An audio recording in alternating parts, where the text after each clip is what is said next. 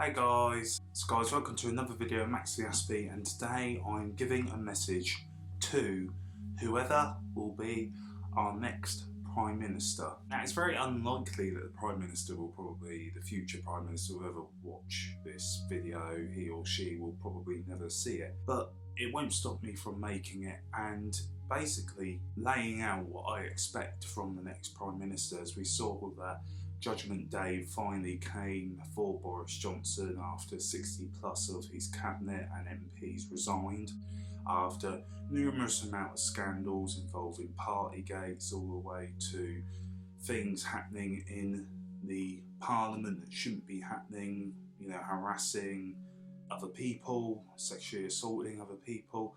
The list goes on. And I think the biggest downfall for Boris Johnson was the lies and the lies and the lies that kept on happening. So what do I expect from our next Prime Minister? And really I think it comes down to three things, and those three things would be accountability, integrity and honesty. I would like to say that the next Prime Minister, I would love to see tackle more issues like the cost of living crisis, like the stuff that's happening in Ukraine, but also for a personal point of view, I would love to see more advancement to do with mental health, with conditions, with autism in particular, because that's what this very channel is about. I feel like the autism community year after year after year have been let down and are let down on a day-to-day basis. I want our next Prime Minister to act like any of us would do when we work for somebody in a job. We go to work, we do our best, we go home.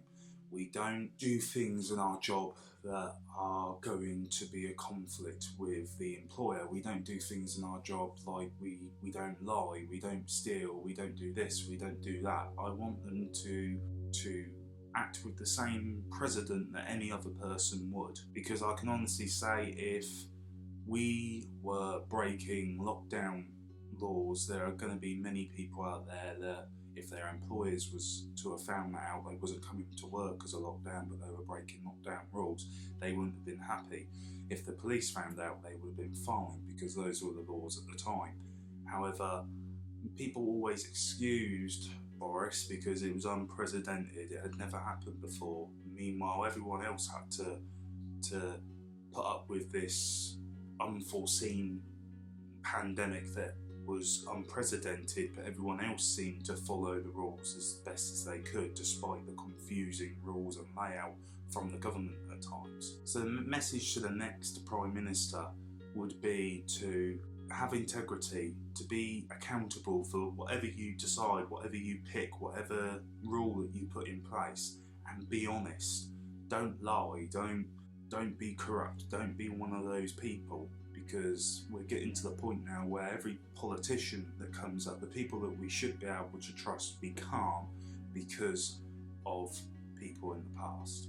Autism wise, I'd like to see more progress to get the number from 50% of children who are autistic getting expelled from school. I'd like that to not be a statistic anymore, that to improve. Which is that 50% of autistic children in this country are excluded from school.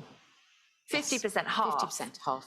That no autistic child is being expelled from school, considering the fact it is illegal as well. I'd like to see more autistic people in employment. I would also like to see the massive Mental Health Act change, which I know is in progress at the moment and everything else, but I'd like to see that completely removed, that autism is not under the Mental Health Act and doesn't mean that autistic people will be detained going forward.